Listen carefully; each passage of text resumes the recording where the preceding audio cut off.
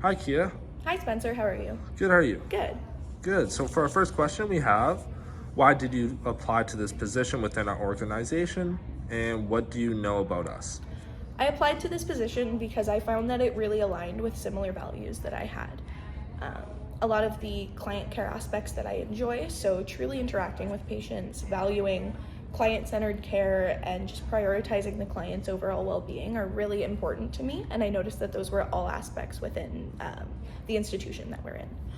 Awesome. Yeah, I also found out about this position through talking with my preceptor and other people at the hospital, and then I looked into it further on the hospital website. And this kind of gave me the opportunity to investigate any questions I had and figure out more about the role. Awesome. Yeah. So for our next question, we have, tell me about a time you were unsuccessful or felt disappointed in yourself.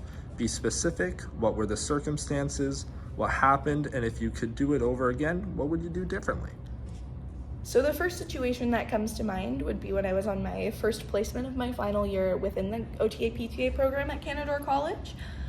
My preceptor had to pull me aside and ask me to enhance my active listening skills as I was missing certain interventions that she had asked me to do with patients.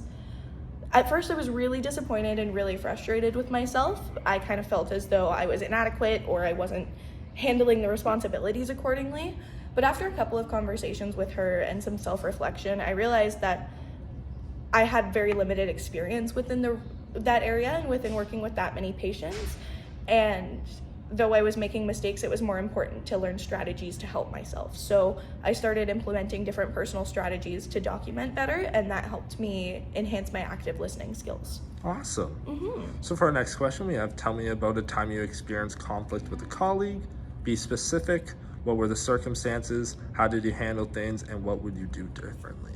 I've experienced conflict with colleagues in the past.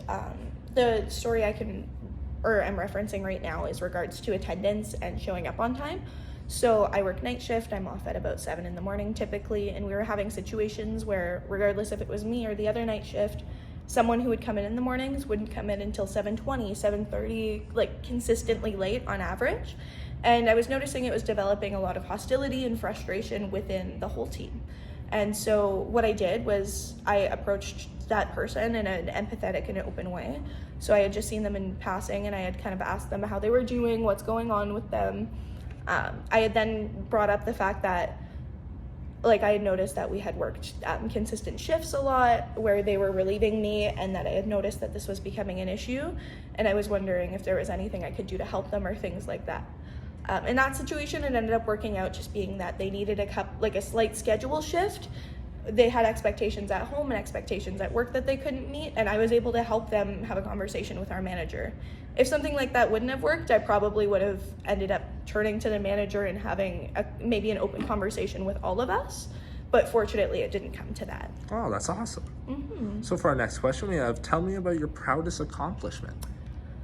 My proudest accomplishment is probably that I was the first person in my family to graduate high school and to go to post-secondary.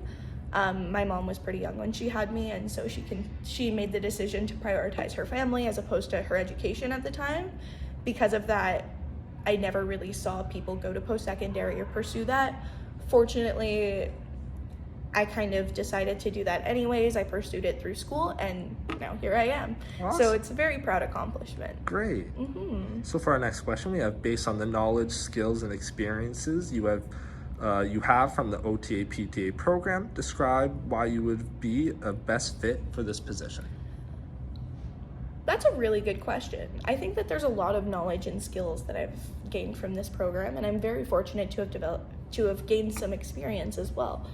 So some of the skills that I have that I think would be a really good fit is the ability that I have been taught to consistently grade and challenge activities. So looking at the job description, I see that a lot of these activities are intended to be client-centered and really, really focus on that client in particular. Those are all strategies that we learned in Canada's OTA PTA program through a variety of courses in order to truly ensure that the client is being prioritized, that their goals are being thoroughly addressed, and that they have an equal say on their treatment. Excuse me. Oh, that's awesome. That was a great job there, Kia. Thank you. Now that the interview is over, do you have any questions for me?